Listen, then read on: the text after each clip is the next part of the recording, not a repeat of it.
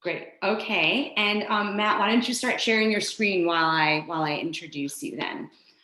So today it's my great pleasure to introduce Matt Wagers, who's an associate professor of linguistics at UC Santa Cruz, which has the best mascot, the banana slugs.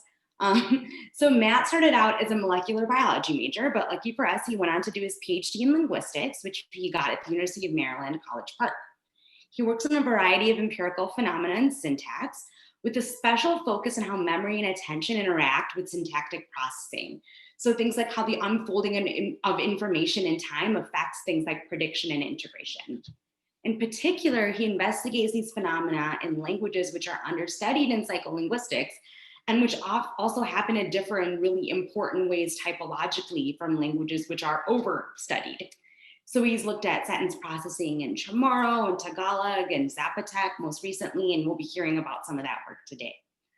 And what's really been most influential about his work for me in particular is that he's done a lot of careful work implementing psycholinguistic methods outside of the lab.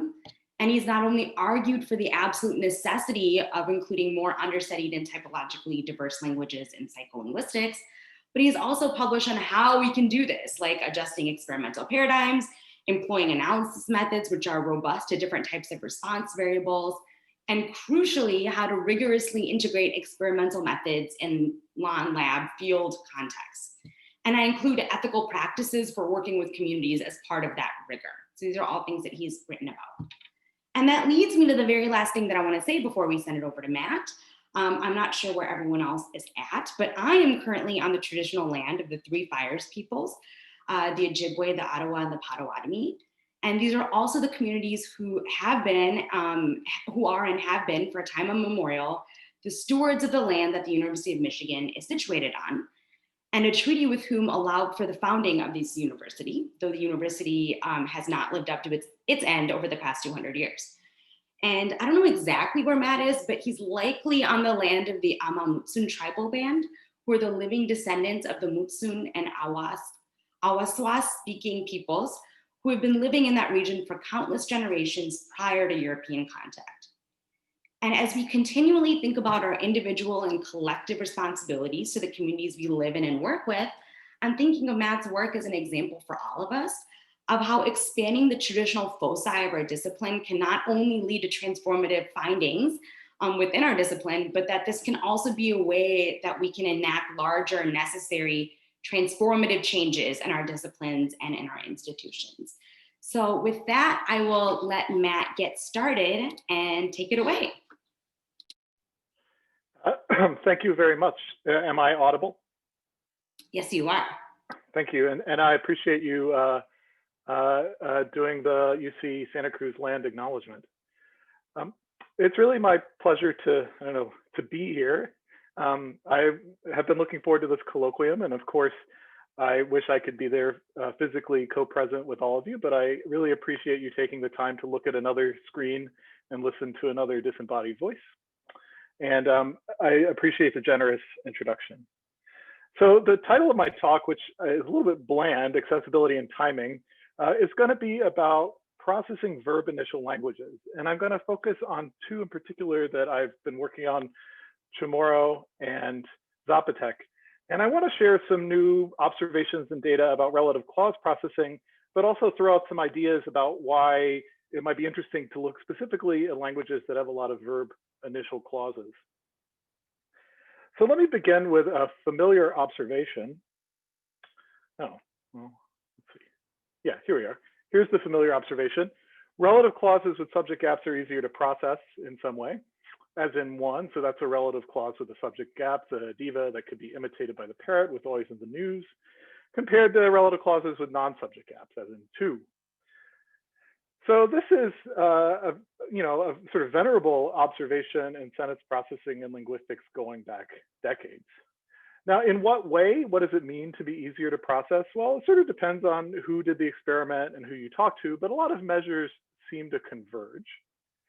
So, for example, measures of processing difficulty like reading times, accuracy, or ERPs on the one hand, measures of disambiguation. So if you find a language that has ambiguous relative clauses, there's often a preference to disambiguate to a subject gap reading.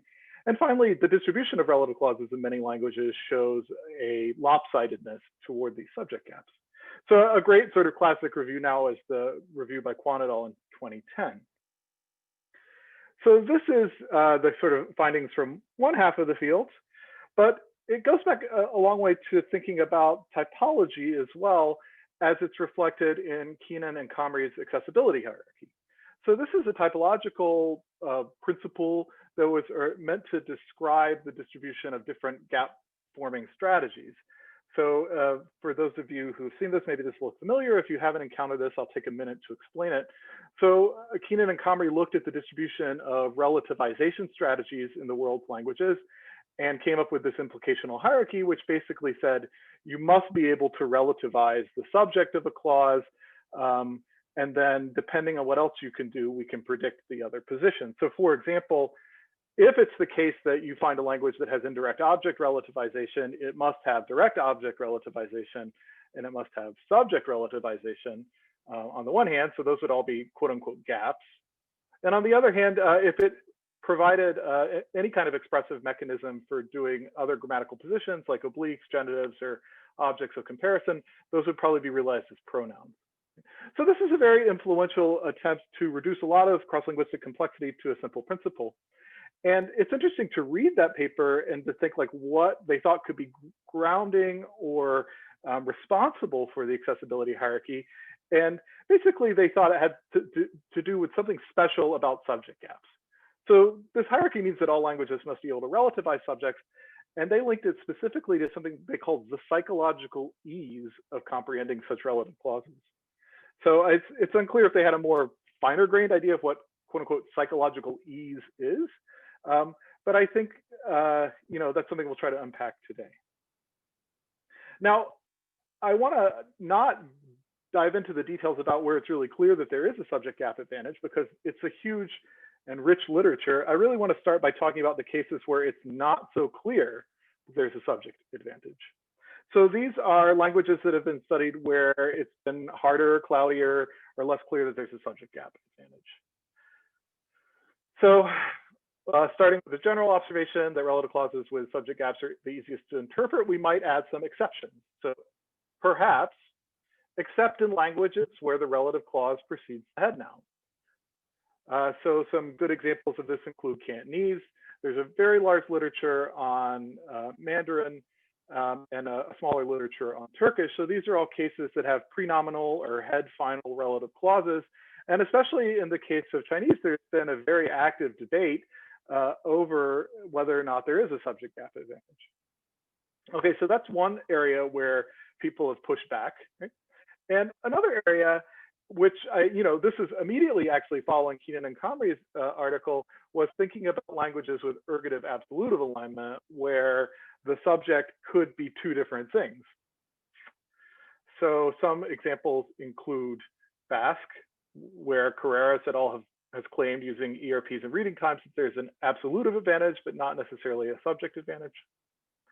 Avar, a Caucasian language, worked on in this context most prominently by Polinsky and her colleagues. And there they claim to basically find both like sort of two factors, two constraints influencing the processing of Avar relative clauses, both a case principle and a grammatical function principle. They used reading times.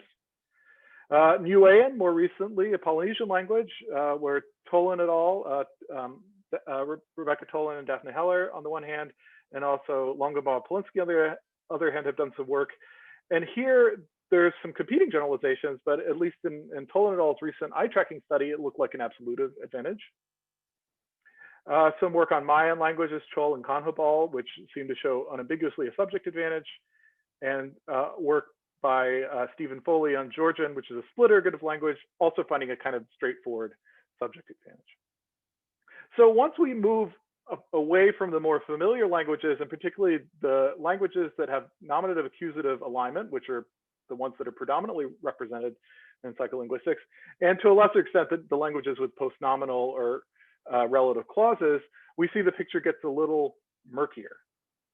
Of course, this is all to the good, trying to understand exactly what the distribution of factors is.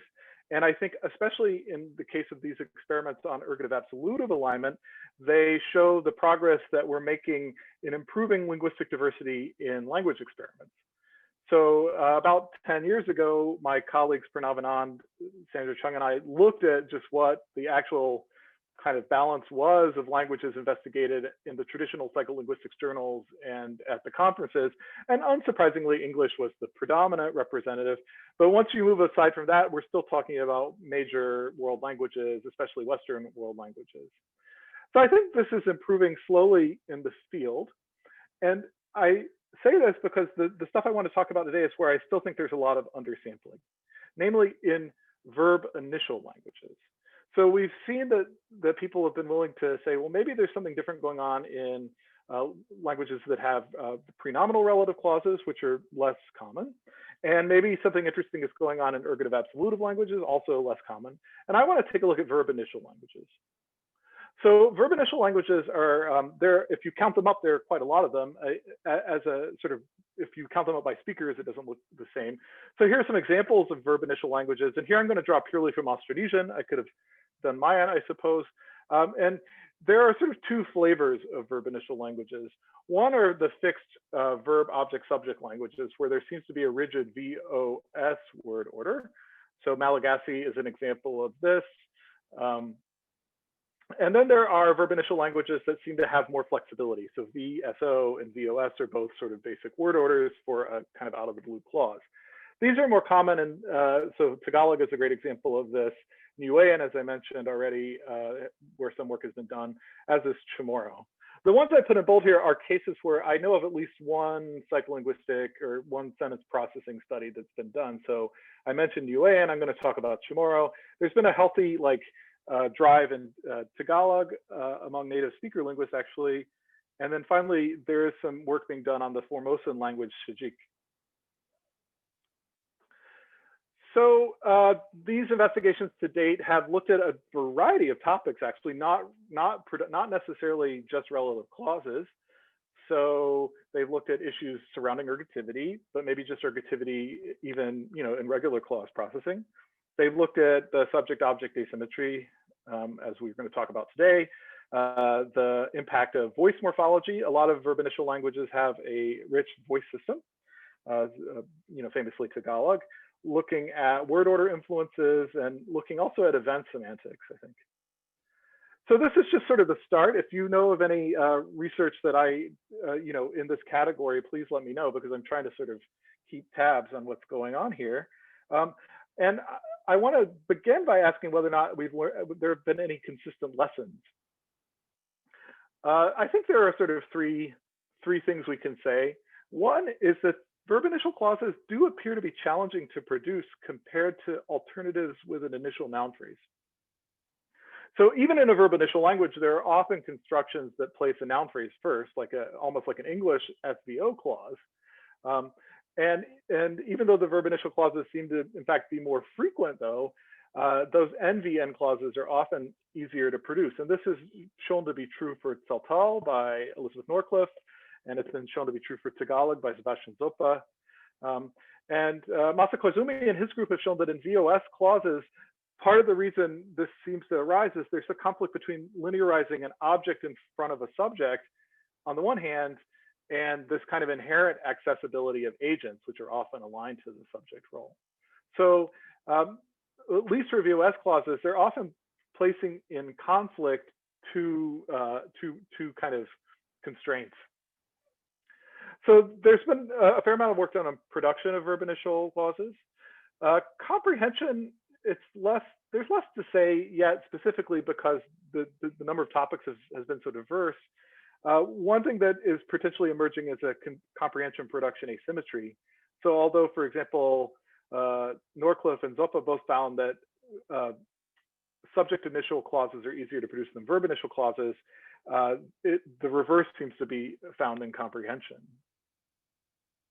I think there are still many questions we could ask. So one is whether or not displaced verb phrases, which many people have argued is how we get verb initial clauses. like displaced noun phrases, show any kind of evidence of movement-like processing. That would be a topic near to my own heart since I've spent a lot of time studying WH movement. But other questions we could ask, for example, include how do verb-anchored classes of information like argument structure or inflection affect how upcoming arguments are interpreted.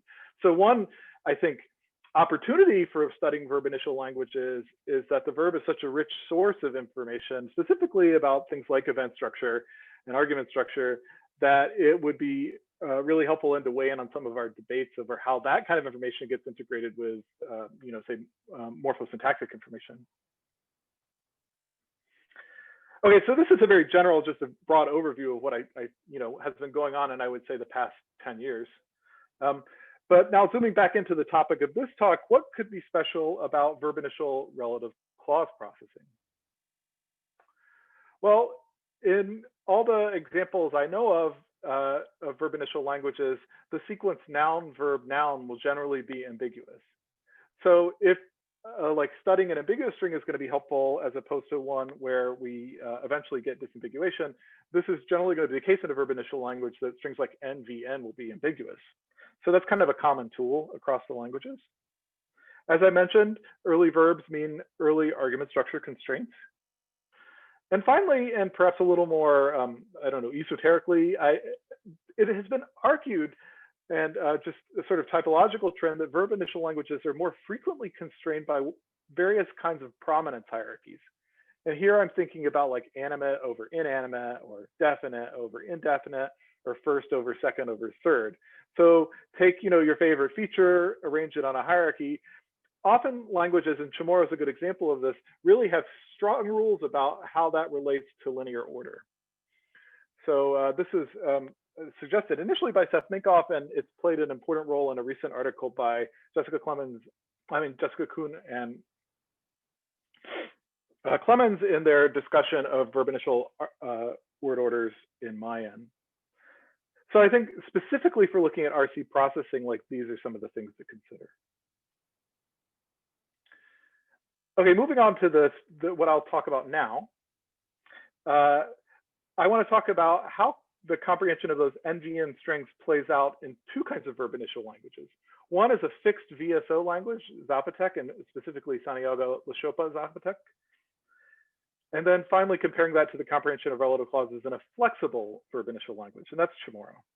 And my goal in both of these, first of all, is just to try to understand how incremental language processing is for speakers of these languages, moving beyond some of the more traditional measures.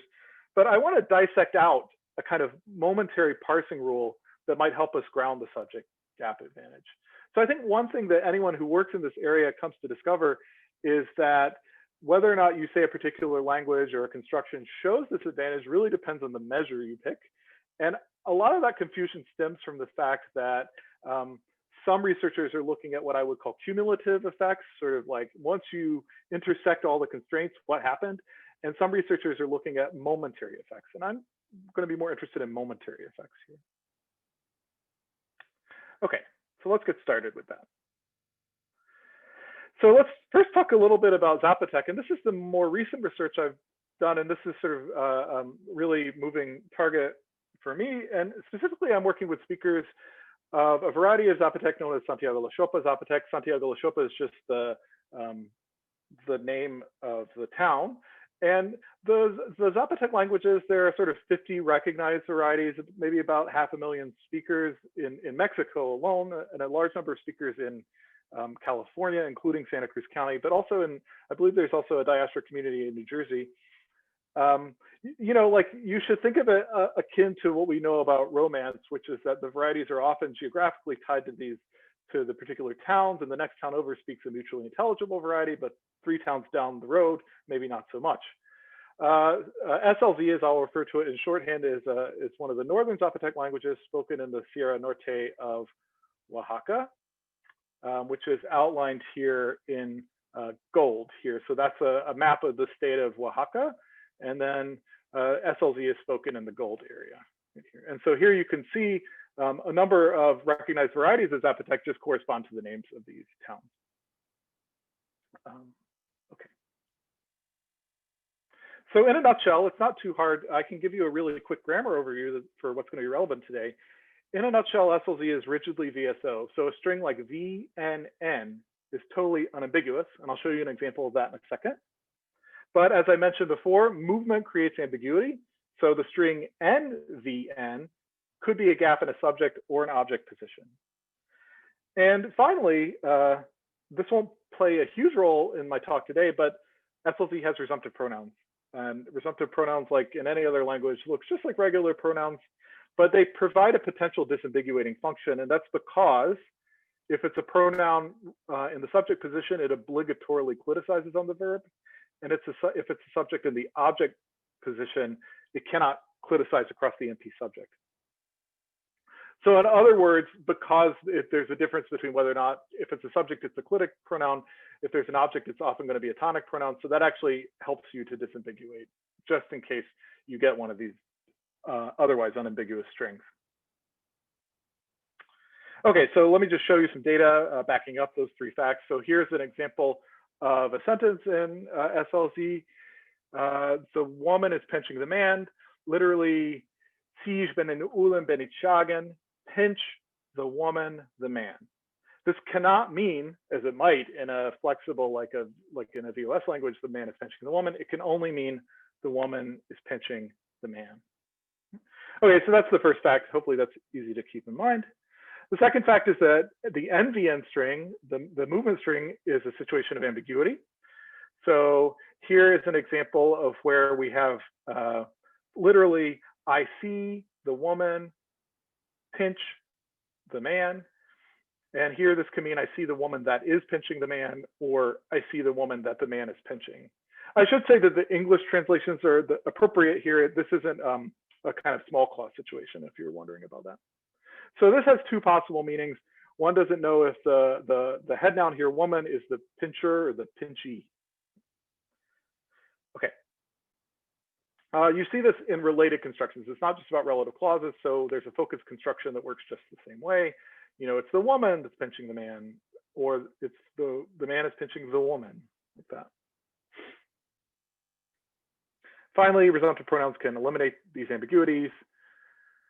And so here's an example with a subject resumptive pronoun, which is realized as a clitic. Here, it's just that A at the end of the verb. So it's in a very light blue, so maybe not so clear. Okay, so with these facts in mind, we set out to do a little study on just how SLZ comprehenders parse RCs, both the ambiguous and the unambiguous RCs. So we used picture matching experiments to probe the comprehension of RCs. In our first experiment, we worked with 105 speakers living in Santiago, Laxopa. And because there are multiple orthographies, there are literate speakers, you know, along a spectrum, and then there are speakers who don't read. We use auditory presentation. And I won't sort of go through grind through all the details of the designs of the studies. I'll just sort of tell you some of the key features. So in this study, the key feature is that there are three sentence types: an ambiguous relative clause with a gap, a subject RP relative clause, and an object RP relative clause. So I only want to focus on one aspect of the data here, which is just what speakers, the choices they made. So to give you a sense of what it might be like to be in the experiment, here is a kind of simulated view of the tablets that we use. So this is involving a dog and a fox. I think I have a sound file here. Let me see. That's a little soft, but can you hear it? Okay, great. So that's just a context scene. It's like, hey, here's a fox and a dog, right? Okay, and so then we would see the participants would see a screen like this, and I'll play the audio here.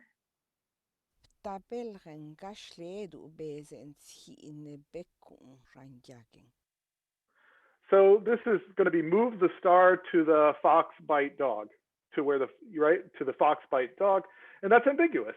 So it could be either of these pictures, and we just see what folks do. So I have this very fancy animation of how they might have responded in the task.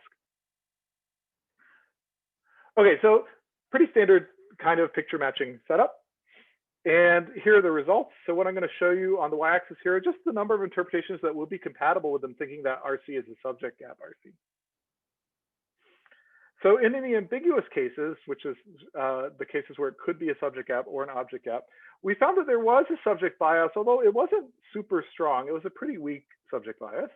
Maybe about 65% of the time, they preferred to interpret it as a relative clause of the subject. This is compared to a situation where they had a subject presumptive pronoun. And here they showed accurate comprehension, like somewhere north of 85 to 90%. And interestingly, when we gave them sentences with an object presumptive pronoun, they basically gave responses seemingly at chance. Right? So they seem to do accurately with the subject presumptive pronoun, but not so accurately with the object presumptive pronoun. So again, just to highlight, it does seem to be like in what I would call a cumulative measure. Like at the end, all things being equal, what do you think is going on here? There is a weak subject bias in this experiment. But it becomes more interesting when we try to ask why it could be the case that the object presumptive pronouns turned out to be so hard. And here, I'd like to spend a little time talking about one other research group who has postulated some parsing principles for verb-initial languages. And that's work by Foreman and Monroe. So Foreman and Monroe were working on a related variety of Zapotec called MAC-Z, or Malkotiangus Zapotec. And they claim that object relative resumptive pronouns and only object resumptive pronouns are unacceptable. They're not part of the grammar of this particular Zapotec language, MAC-Z. Now, this would be a typologically unusual claim if you recall the hierarchy I showed you at the beginning of the talk, Keenan and Comray's acceptability hierarchy. So why might MAC-Z be an exception to the acceptability hierarchy? I should say that not only do they have these data from MAC-Z, but interestingly, there is a historical variety of Zapotec for which there's a sort of corpus available, documents from the 16th through the 19th century, largely religious documents. And if you look in this corpus, you can find plenty of subject resumptive pronouns, but no object resumptive pronouns. So here's a count made by May Helena Plum in 2017. And she showed that if you find subject relative clauses, half of them have a resumptive pronoun and half of them don't. If you find an object relative clause, never seems to have a resumptive pronoun. So these data sort of pre-existed the experiment that we did. We actually weren't aware of them until we did the experiment. But our speakers were producing object resumptive pronouns. So what gives here? Well, of course, they're different languages, so that might be what gives. But let's take a look at what Foreman and Monroe hypothesized was going on. So Foreman and Monroe hypothesized that there is a parsing constraint that immediately post-verbal noun phrases be parsed as subjects. Now, this sort of makes sense in light of the fact that it's a rigid word order language, VSO. And they wanted to sort of do this to set up a kind of constructional competition. So I'm just going to refer to this constraint with this little pink V precedes subject notation here. So that just means there's a rule or a constraint that the parser follows to construe a post-verbal noun phrase as a subject.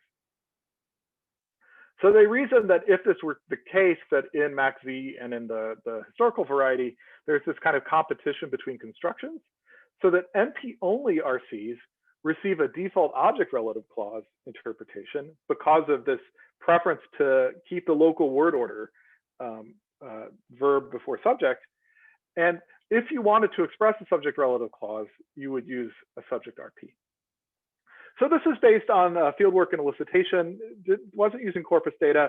And we now know from the corpus data I just showed you that, of course, there are plenty of subject relative clauses with a subject RP. We also know from our own study that there was a weak subject bias. So probably can't be the whole story, but it's worth asking, is this something that could be in competition with another principle that would give us a subject bias?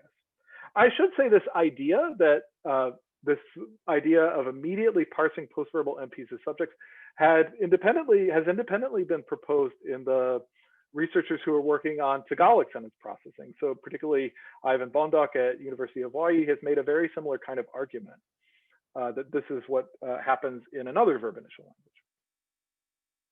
So, it has a fair amount going for it. So what's going on moment by moment? When do you implement this rule of consuming this post-verbal MP as the subject?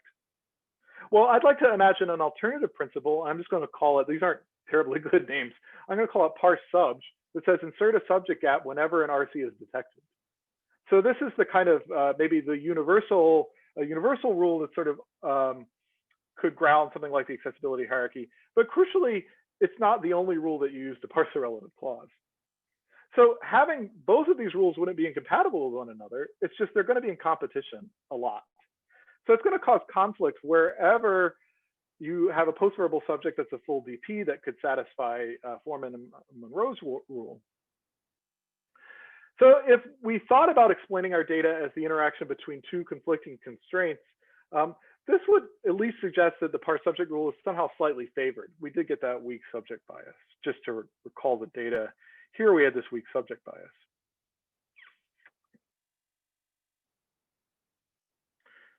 Sorry. So how could we think about what does it mean for one rule to be slightly favored over the other?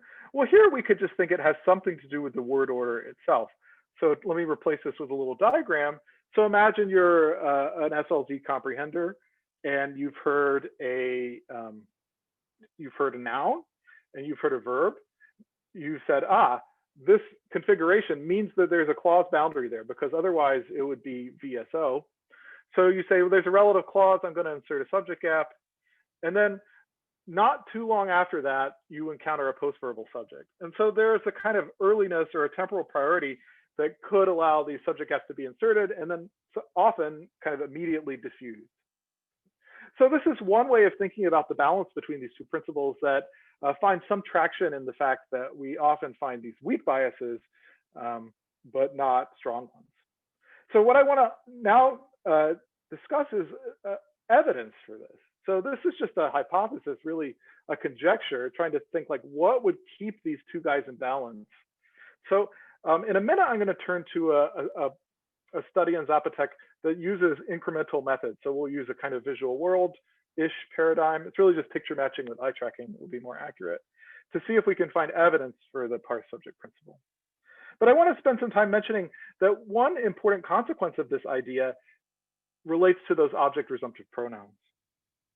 So if it's true that Zapotec speakers preferentially insert a subject gap without much evidence, then object resumptive pronouns are often going to trigger or maybe follow a reanalysis process. And you might recall that in our first experiment, there was really bad performance on object resumptive pronouns. And our conjecture here is that we used nouns that were insufficiently distinct. And we know just from the English ORC processing literature that ORCs are especially hard in English when you use two nouns that are basically of the same type, right? Like two descriptions, for example. So we hypothesized that those object resumptive pronouns, this is giving us some kind of around the I don't know, back to I'm mixing up my metaphors. It's giving us some secret evidence that the parse subject principle is right, because they're going to present difficulty as a function of something like encoding interference. The idea that when you have to reanalyze, if you have too many similar constituents, often that reanalysis could fail. So by hypothesis, we had these two nouns that were very similar to one another. We got to the pronoun, they had to reanalyze, and they couldn't keep the two nouns separate. So if we could make the second noun distinct enough from the first noun, maybe we could see better performance on the object resumptive pronouns and on the object relative clauses. Right. Sorry, somehow that seemed like a mouthful. So the problem before is that we had two nouns that were really similar, like dog and fox, and now how could we make them kind of distinct? And I want to remind you of that claim I made earlier, which is that somehow verb-initial languages are constrained by these hierarchies, prominence hierarchies, including an animacy hierarchy, which suggests that often you don't really have equal x's in a clause, whether that's equal animacy, equal person, two DPs.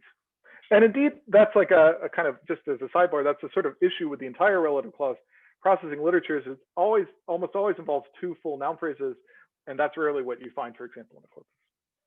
So Zapotec turns out to be great for asking questions about encoding interference and distinctness, because it has a four-way gender system amongst the nouns. So this is an animacy-based noun class system that distinguishes inanimates, animals, humans, and a category called elders, which includes, it's sort of age-based, but it's also respect-based as well. So it could be referring to an older person.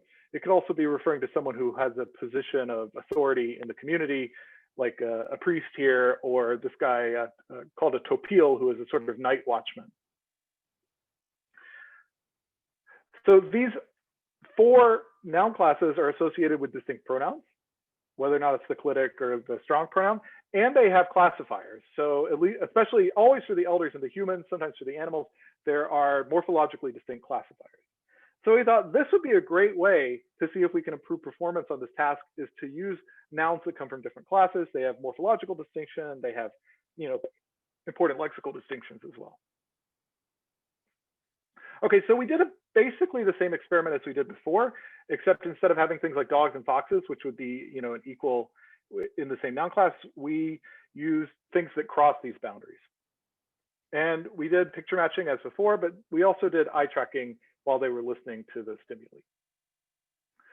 So here's an example from one of our experiments. Now, actually, we did a whole bunch of them. I'm only going to tell you about one of them because they all tell the same story, and otherwise it would just be sort of overload. So here we used participants they're all human participants actually, but they were elders and non-elder humans.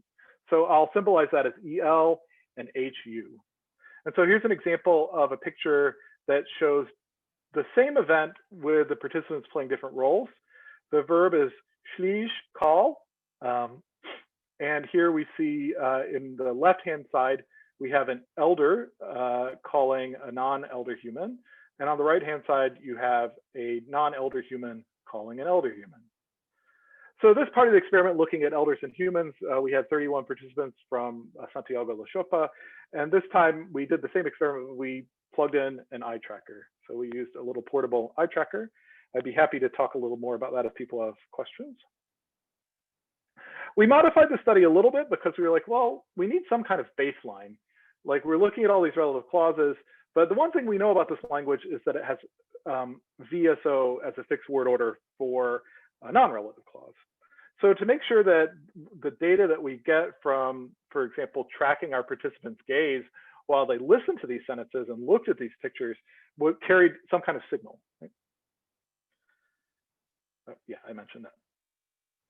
So the first view of the data I'm going to show you is just what was going on when they were hearing a VSO clause and looking at pictures depicting 2 alternative bindings for the particular clause. So how much information in particular did they need to tell the difference between, to tell what's the right picture and what's the wrong picture? And so here there really clearly is a right and a wrong picture. Okay, so here's the picture I just showed you before, and I'm going to play you another example of the stimuli. Okay, so let me play you the Zapotec, and it'll sort of, if I did this correctly, it'll gloss for you in a hopefully useful way.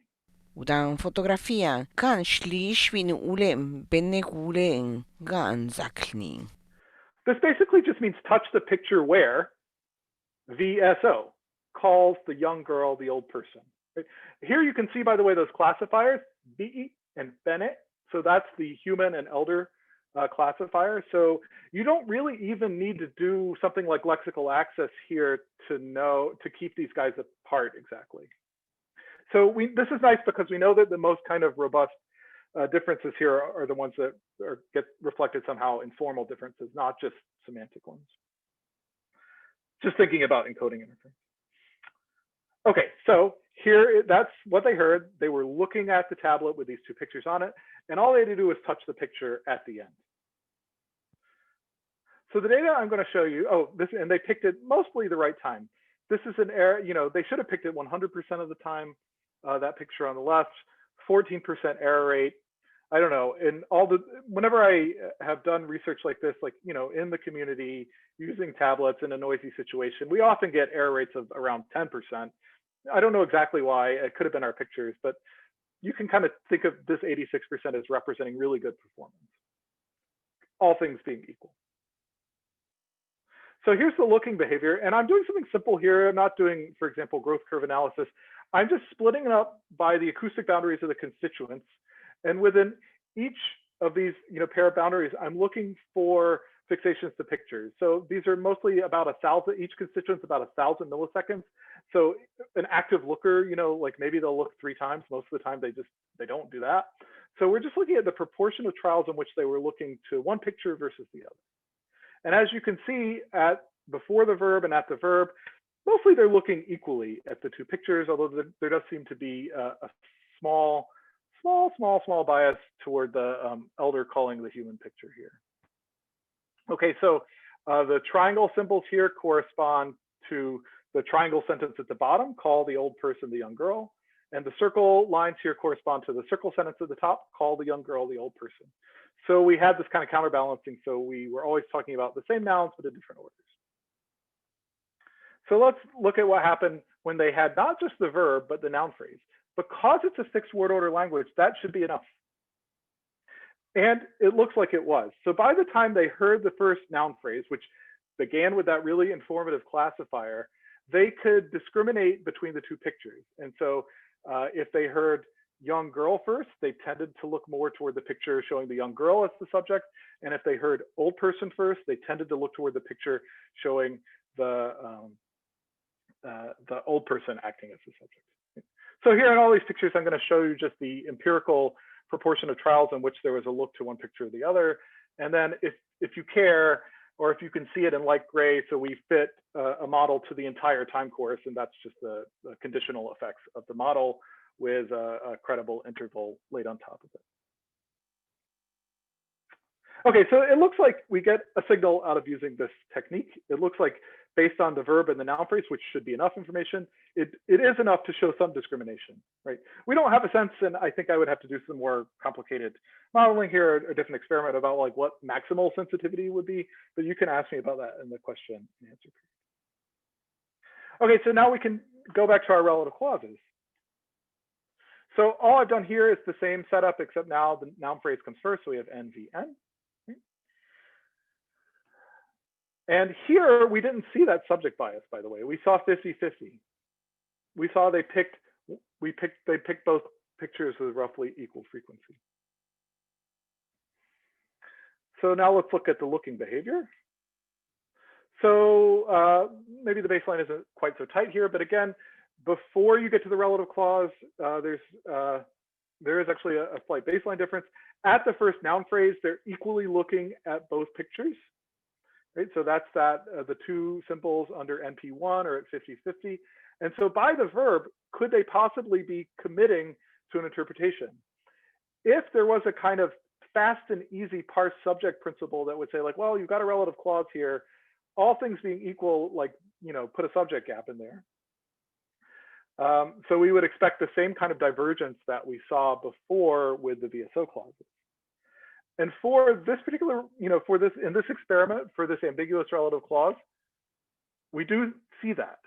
So we do see at the verb, although it changes, and I'll talk in a minute about why it doesn't look the same as the VSO clauses, that with just the noun phrase and the verb, they treat the 2 pictures differently. So they prefer to look at the picture that shows the head noun acting as the subject. Okay, so this is some evidence that suggests that we might be on the right track with this idea that the first commitment you make is to think it's a subject gap.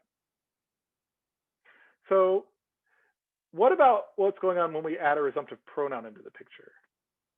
So by the kind of system I laid out before, we should see something like a crossover where they first think it's a subject relative clause, and then they get the information carried by the pronoun, and then they realize, it's an object relative clause.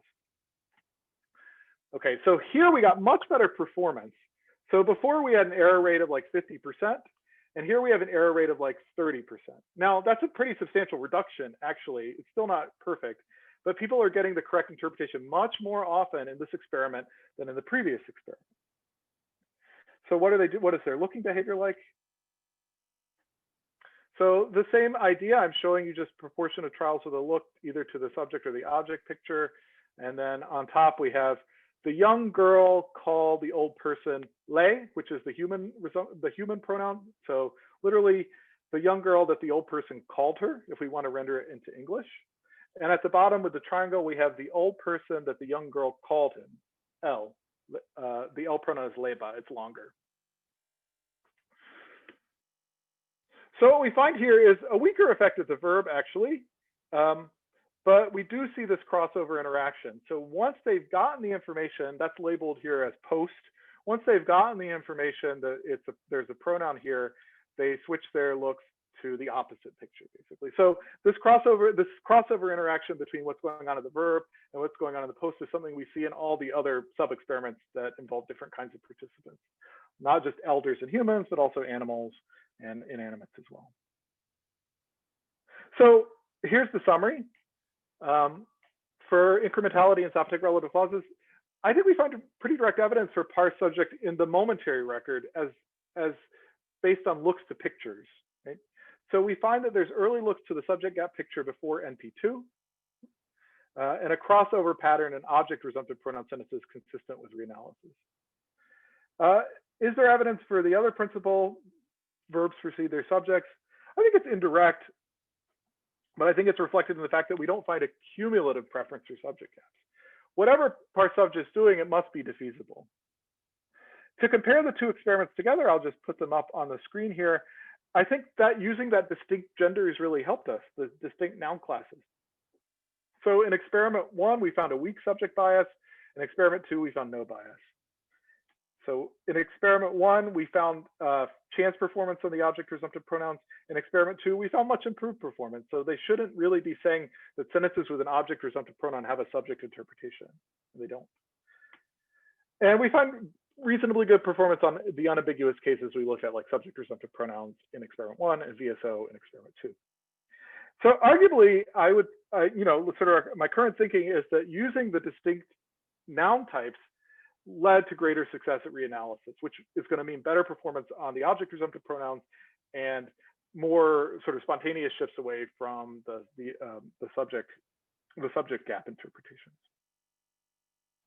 So if I were to summarize this, everything about the Zapotec experiment, like looking back at the kind of diagram I was using before, this little simple diagram, I think this is basically a reasonably good description of the data. Whether or not this is really a model of what's happening, like right now I'm thinking of this kind of constraint interaction as a way of summarizing or describing the data. I think it's reasonable to think of these rules almost in an OT-like fashion, like we have these two principles and they just happen to come in at different times. But I think we find both things operative in Zapotec. We don't find whopping subject gap advantages all over the place, but we do find these little thumbprints everywhere. Okay, so that was Zapotec. It's a verb VSO language with head initial RPs. Let me take a look at my time. I think I have maybe 10 minutes. Yeah, you're okay. good to go. Okay, cool. Let me wrap up with, I have a shorter discussion of an alternative scenario, which is the one provided by Chamorro. So I made a big deal at the beginning. I said, oh, well, we're going to look at verb-initial languages. But if you think about it, all these Zapotec relative clauses are, of course, they're noun initial clauses. What about a verb-initial relative clause? Well, this would look like a prenominal relative clause, like we find in many languages, except it's going to be an ambiguous prenominal relative clause. So Chamorro has prenominal relative clauses that begin with the verb. They have a bit of morphology on there, a determiner basically. So you know you're in a relative clause. They continue with a relative clause internal noun. What I've written here is DP. So in principle, that verb before subject kind of rule could take effect quite early. And they conclude, of course, with a head noun. So this is what Chamorro looks like. Chamorro has both many kinds of relative clauses, actually, but they do have these prenominal relative clauses. So one question is, do you ever exhibit like parse-subj? Does that ever take effect even without having seen a single noun? So you can detect that you're in a relative clause, you see this verb, maybe you should just wait because the verb is just giving you all this great information about what kinds of arguments it needs. So I want to turn to looking at these kind of clauses in Chamorro. So again, verb initial with a head final relative clause. As I mentioned, this is one of several orders that the language provides. So here's some examples of Chamorro sentences. Here's an example of a head final relative clause. It means call that woman who cooked the breadfruit. It actually means call that woman who boiled the breadfruit in coconut milk. It's a delicious way of preparing. And it means exactly the same thing as sentence 6, where the head comes first. So here what I've done is I've highlighted in yellow the head noun. So you can see everything is the same except the position of that word Palawan, which means woman. But as far as anyone can tell, they mean exactly the same thing. So this is a study that we did well before the Zapotec study, where we looked at this picture matching study as well. And so we tested the comprehension of relative clauses as a function of head RC order. Right? So this is 135 speakers in the Mariana Islands where Chamorro is spoken. We used basically the same setup that you saw before. Now, for those of you who are, relative clauseologists, and I was talking with Tuyon this morning, like this is a big debate about what's going on with prenominal relative clauses, especially in Chinese. But what's interesting about this particular grammar is it has both orders. And so I think this is a case where we're really seeing, a within grammar comparison. Okay, so I want you to hear some Chamorro. So I have some examples of that. So here's an example of a stimuli with a head initial relative clause. And so completely unrelated, these pictures also involve an elder, non-elder human, but Chamorro doesn't have any noun classes like that. So this is the verb comb. And so we're going to have first a head initial relative clause, the old woman who is combing the young woman. Soniki Flores guatuki atzinabiha ihapapane I Palawan. And that is ambiguous. It can mean two things. If I move my little flower over to this picture, it would mean I thought that the head noun was the subject. I see there's a typo where I put my gap there. It's unclear if that's the typo. And this means something like the old lady who is combing the woman. If, however, you thought it meant something else, you could have equally picked the other picture, and that would mean it's the old lady who the woman is combing. So just like the NVN sentences in Zapotec, this is an ambiguous relative clause.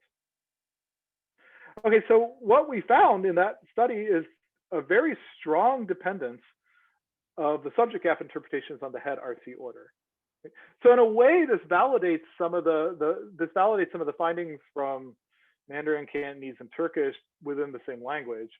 So what I'm showing you here on the y-axis is just the percentage of trials in which they pick the picture corresponding to a subject gap. So 100% will be always. I always think this is a subject relative clause. And so when the clauses were head initial, very strong tendency to resolve. In fact, much stronger than you find in other disambiguation studies. So 90% and 95% in our second experiment. But if we had a head final relative clause, those are the blue bars here, then you get a big difference. So in one experiment, they actually numerically and statistically, very small majority of object gap responses. And in another experiment, we see kind of like what we saw in Zapotec experiment 2, where there was no bias. So if you look at just this kind of endpoint measure, what picture they picked, then if I go to this picture here, it would suggest almost as if in a head initial relative clause, there was no V precedes the subject constraint. And crucially, in a head final clause, like there was no parse subject constraint. Right, so, but I don't think that's the full story. And that's because we also measured when they began to select their interpretation.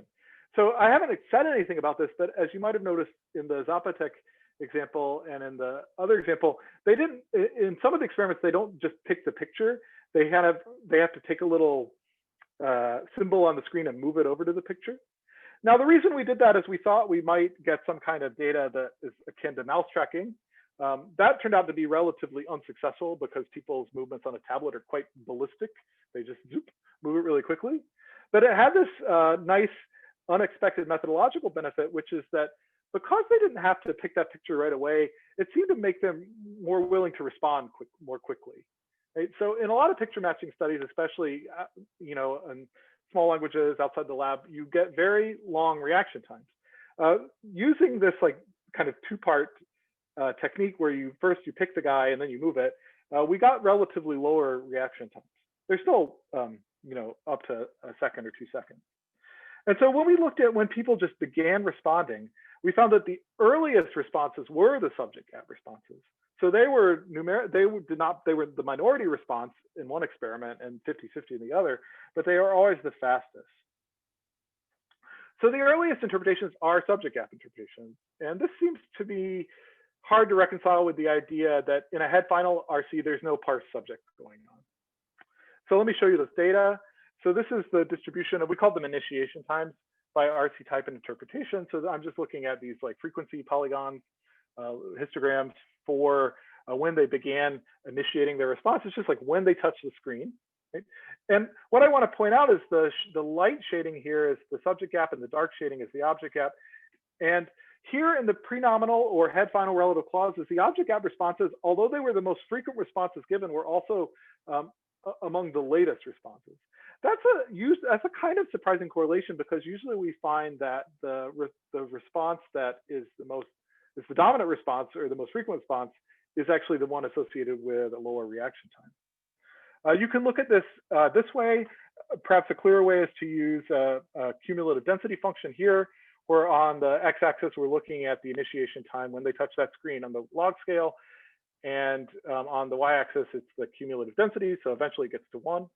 And if you just look at the dark versus the light traces here, the dark trace is again the object gap interpretation, and this is showing that it took a little while for them to be ready to register an object gap response. That was true in both experiments. So this is experiment 1, and then we did basically just a replication experiment, and we got the same effect. So I think putting all the pieces together, and we don't have all the kinds of data types that we would normally like, but we have a lot of data from a lot of speakers. I think that what's going on in Chamorro relative clauses is pretty similar to what's going on in Zapotec relative clauses. So in head initial RCs, the parse subject constraint seems to dominate the verb precedes the subject constraint. So this seems to rarely trigger reanalysis. I have some thoughts maybe about why that's the case. But crucially, I do think that when, at least on many trials, when speakers encounter a relative clause without encountering any other details about it, they insert a subject gap. And then crucially, it just has to be an easily defeasible hypothesis. Like this is my first draft. Okay, fine, I'll instead consume that as a subject and let it be an object gap hypothesis. Okay, so let me wrap up. I think now is the time to wrap up. I seem to have my slides out of order, so let me quickly run through this slide. Blink your eyes. Okay, so wrapping up, neither Chamorro nor Zapotec, both of which are verb-initial languages, show an across-the-board cumulative preference or subject gaps. That's really clear. I mean, there is a whopping subject gap preference in Chamorro postnominal or head initial relative clauses, but other than that, we find lots of disambiguation to close to 50%. I have to say that when you encounter an ambiguous construction, it's pretty rare to find a 50% disambiguation rate. I mean, that's nothing I've really talked about here, but that was a little surprising in itself. Could mean we need to do more field work to convince ourselves that everything is copacetic and that we really are presenting acceptable sentences to the speakers. I'm pretty sure that's fine though. So neither of them show this cumulative preference for subject gaps, but I think both of the languages show evidence for a momentary principle, and it could be a momentary stochastic principle of parse subjects that insert subject gaps early.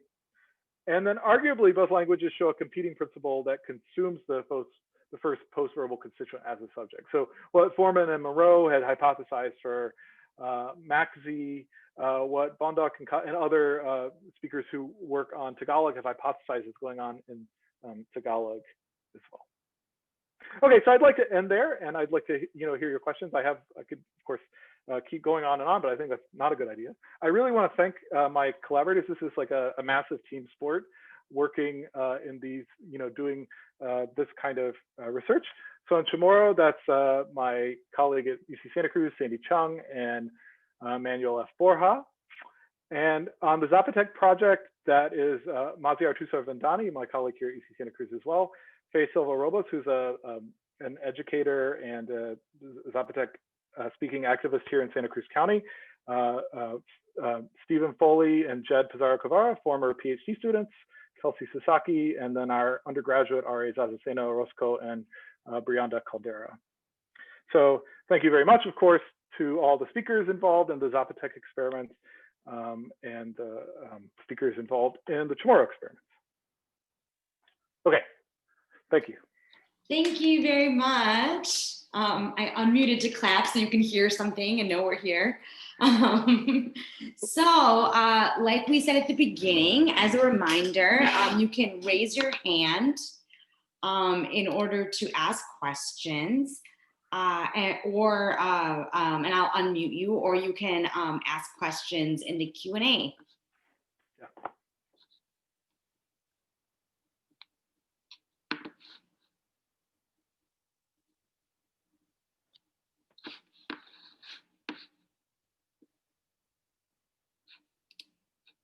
Okay, I see a hand. So Emily, go ahead and unmute.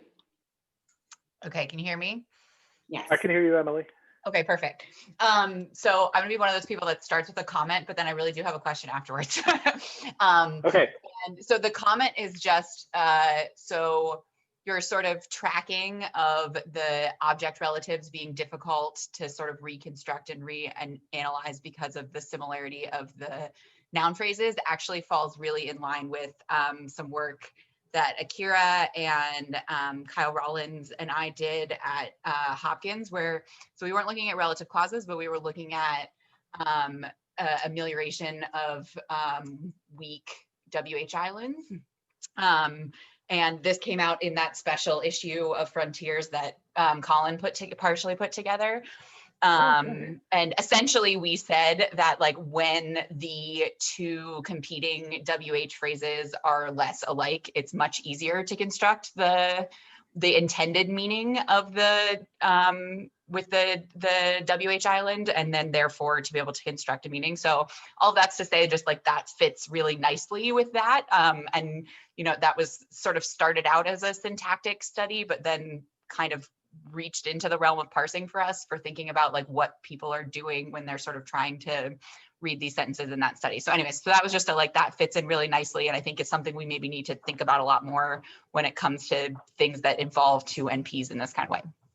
Okay, great. Thank you I will definitely kind of try to link to that. Thank you. Yeah, cool. And then for my question is, so I'm curious about for the Zapotec looking behavior, have you looked at the trials, or is there enough data to be able to look at the trials where like the wrong picture is chosen ultimately in the object resumptives cases? And is there a different eye tracking pattern then compared to the overall one that you presented for us? I'm just curious if sort of something is happening differently that then leads them to sort of like make that alternative choice, and if that's visible in the eye tracking, or if that's sort of ethereally coming from something else.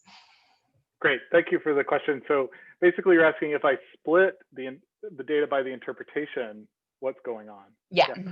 Normally it's hard to do that because the interpretations are so lopsided, but when you have 50-50, you're kind of in a good situation. So I'll show you that data. As to your first comment about the two noun situation, you know, it's, I think, an under-recognized fact that English speakers, like, you know, 20-year-olds in the lab doing English relative clauses often perform really abysmally on object relative clauses of the baker and the banker type. Actually, it's really surprising if you look at their accuracy how bad it is. So I think there's something about that that's almost unparsable. Okay, so let's split it by the interpretation. I didn't present this data because there are some kind of questions about like how like kosher it is to split by the final interpretation, because of course many trials are going to be ones where they just weren't maybe even paying attention, et cetera.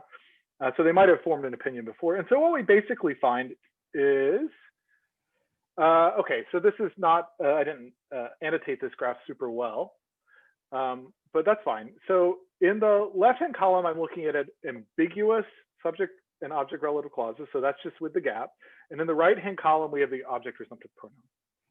So what you'll notice is that we see at the verb that early looking behavior to the subject picture is really enhanced.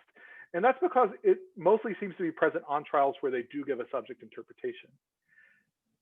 In the bottom panel, we see that, you know, it kind of goes in the same direction, but you see an emergence of looks to the object picture come out much later. So what I really think is that parse-subj really, sometimes it happens and sometimes it doesn't. But what doesn't happen, crucially, there's no kind of simultaneous, it's not like flipping a coin and saying parse-subj or parse-obj. It's either parse-subj or wait. Right. So I think that's clear in this behavior, but I need to think a little bit more about the consequence of splitting it by the interpretation. Now, that's nice because that's 50-50. If you look at the top right-hand corner, which is that's errors, technically, because those are object resumptive pronouns. It looks just like they parsed it like a subject relative clause.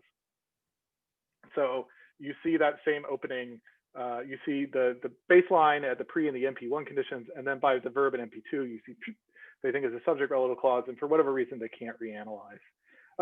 Even in the object, even in the correct trials, I do still think we see the crossover behavior, which is nice. So that's the bottom right-hand quadrant.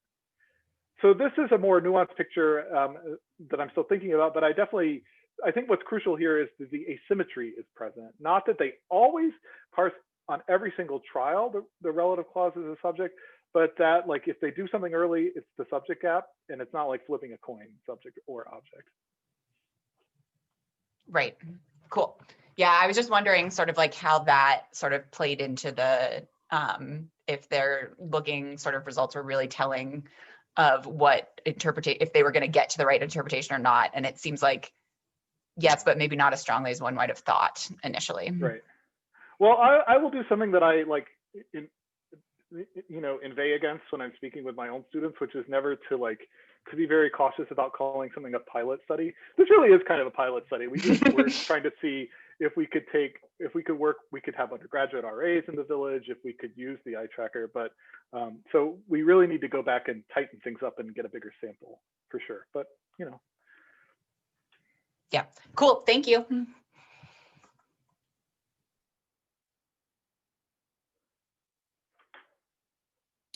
Oh, John. Hey, Matt, this is so exciting. Thank you for sharing it. I wanted to maybe, I don't know, I think we're very straightforward about parse-subj and v-subj as descriptive tools, but I wonder where you are at with sort of the more mechanistic understanding of these principles. Are they going to arise out of some of the general purpose memory principles you've looked at in other work? Do they reflect information structure of the sentence, or parsing principles like frequency effects? Like where and part of this might just be, of course, my ignorance about these languages and sort of what else might be going on in these languages that structures how frequent or infrequent certain constructions are. Yeah. Okay. So yeah, great question. I decided, I guess, not to unpack that, but what are the candidates for what parse-subj is? One is it's sort of distributional, but of course then we get into a potential circularity thing. But that really was Keenan and Combrie's argument, which was that if I just tell you, hey, you've got a clause, you can predict there's going to be a subject or an external argument or something. You might not know much else about it, right? So that was really there's this kind of like it's sort of like a prior that should always work, basically. And so I'm happy with that. So that's one possibility. I think information structure is an interesting way to go. So we could think about it as subjects as topics. Here we would really want to go look, I think, at Tagalog. And there, so it just depends on so there I think there's evidence that it can't just be subject equals topic, because even in the so-called patient voice in Tagalog, which is where the patient is the topic, you still see these agent effects.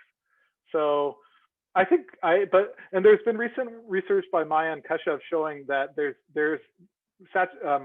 resolving a topic and resolving a filler do seem to operate with a slightly different time course. That's so I think that's a really great hypothesis, but I think it pulls apart in a number of cases I'm familiar with. Now, if I wanted to be more computational, I don't really know what to do, is to tell you the truth. There's a really interesting paper recently by Tim Hunter trying to use minimalist grammars to model the active filler hypothesis. And I think, as within all attempts to do this, it uses a kind of species of hypothetical reasoning in the kind of proof sense. So I've tried to dig into that, but I haven't made too much headway, I guess. But that would still be something that would be more along the lines of a locality-based explanation, where you want to just place it in the most protected position in the tree. But I guess I'm not. It's not that I haven't thought about it, but I don't really know how to tell these apart yet. Do you have any? Do you have any nudges for me? No. I mean, I think as we always confront frequency effects, and of course there's the chicken and egg problem, but I can only imagine how that becomes even more challenging to incorporate into models in understudied languages where you don't have that same corpus, or those corpus resources are different. So I'm not quite sure how I'd start to tackle that problem. That's why I wanted you to answer it for me. I mean, well, it's interesting because I mean, the thing is, if you just have a third person DP, it's in a lot of these languages, it's safer to assume it's an object actually, because that's not that prominent, a third person DP compared to like a first person pronoun. So I think part of the answer might come from looking at more mixed argument situations. Thank you. Thanks. That's yeah.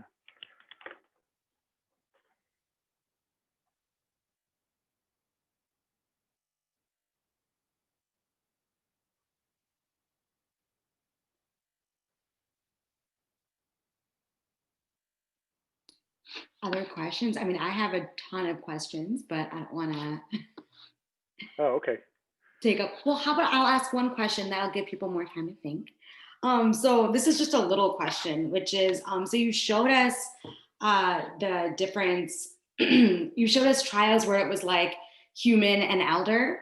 And I'm wondering if you found bigger differences further apart on the hierarchy. So like elder versus inanimate, or is that like a cross that you did? Because I also imagine you probably had to limit the conditions you had given how many participants you had and things like that.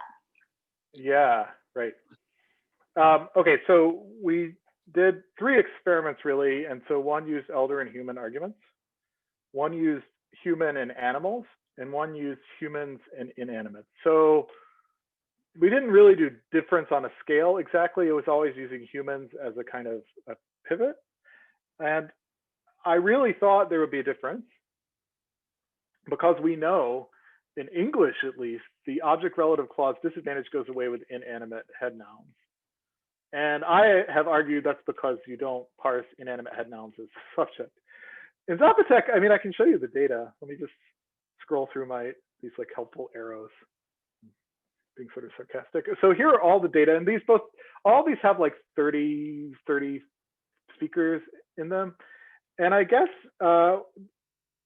maybe I could just say oh, I see the elder isn't split by interpretation, but the inanimates the pink and the animals blue are split by the interpretation, just like you saw. And I guess they all kind of look the same, is all I would say. Is if you look at these graphs, you get similar effects. So the elder is what we've seen before, which is an early subject effect and a crossover in object resumptive pronouns.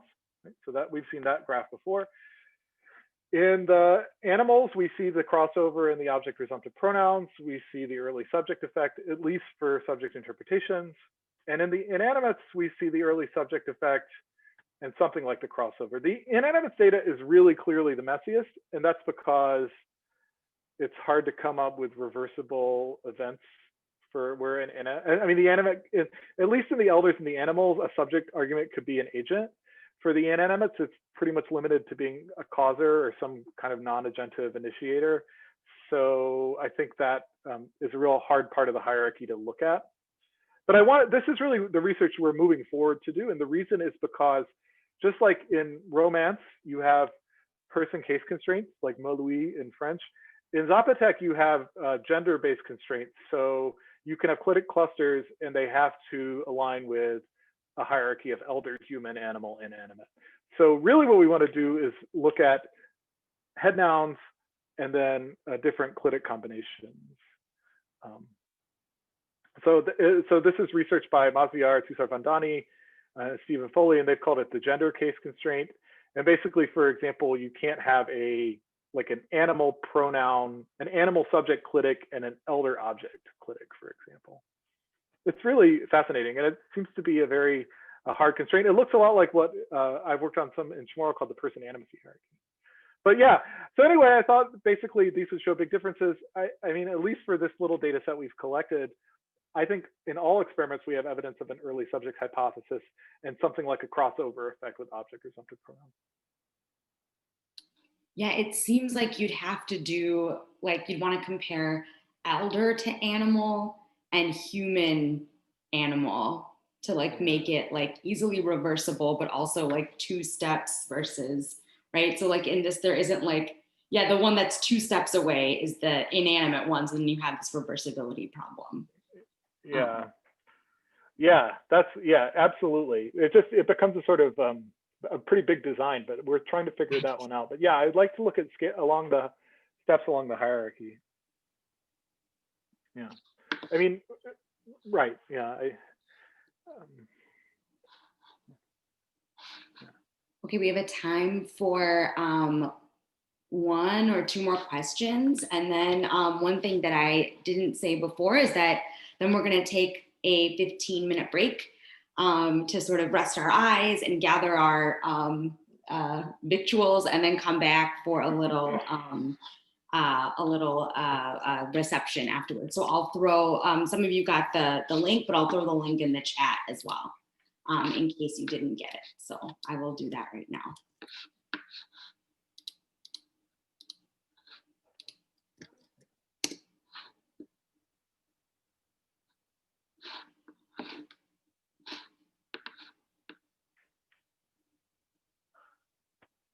Okay, I'm gonna ask one more question, which is like, Okay.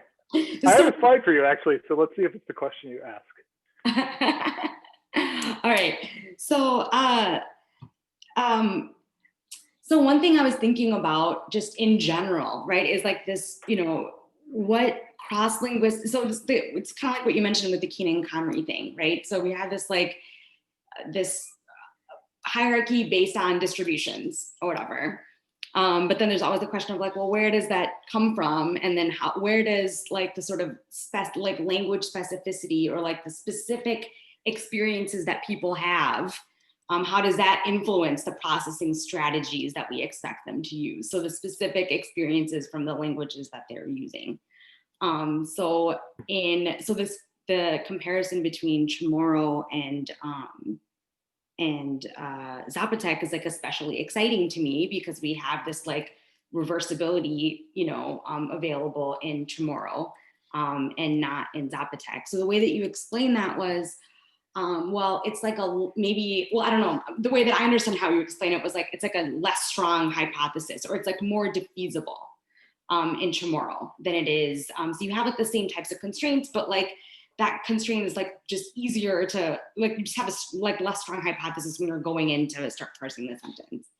And I'm wondering if I'm, first of all, like saying that like accurately, or if that's like how you were thinking of it.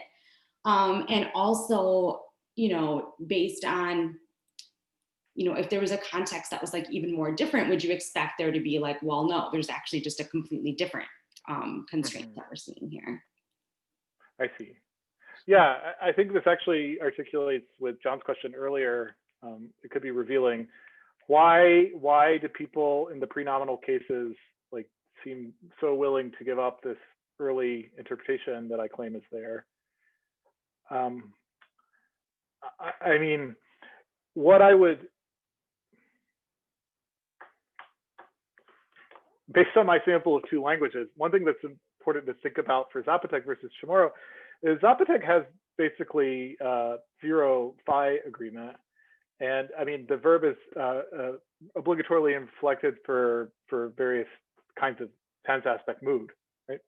And it really does, in a non-transformed sentence, rely on this rigid word order.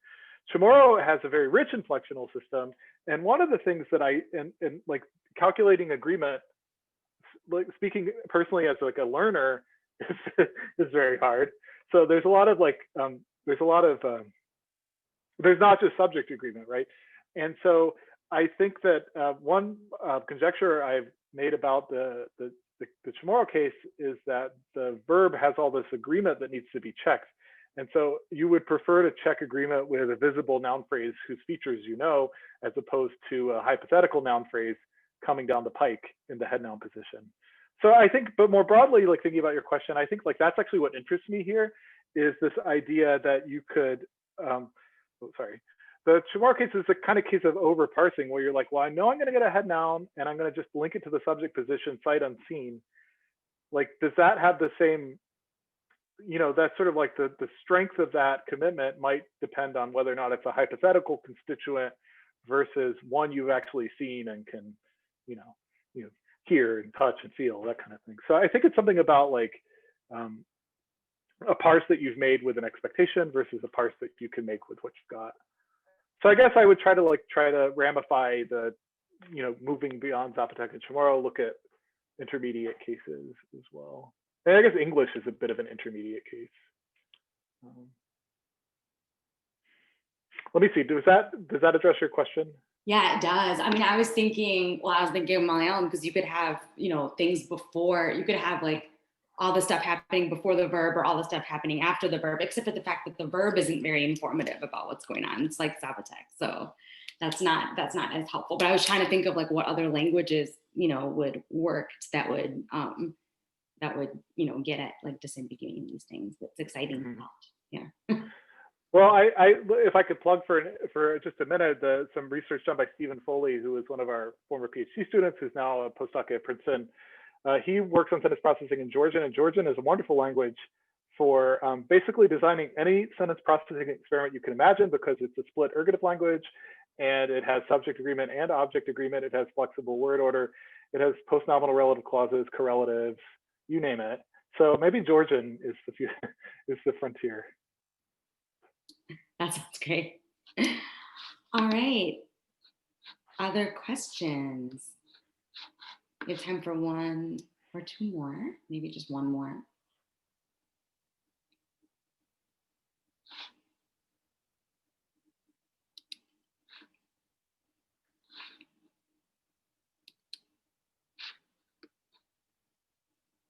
Well then, what I will do is have us all, you know, maybe you'll be less shy to ask the questions when we're chatting with Matt in a little bit. So I threw that link there, that should work. I will be in that room in about, I would say, let's say at, like maybe 5:35, 5:40. I'll be there at 5:40 and show up anytime thereafter. All right. So I'll see you there. Bring a beverage and moose bouche of your choice. And I'm excited to chat and catch up. All right. Thank you. Let's thank our speaker again for an excellent talk. Yeah. Thank you, everyone, for your attention.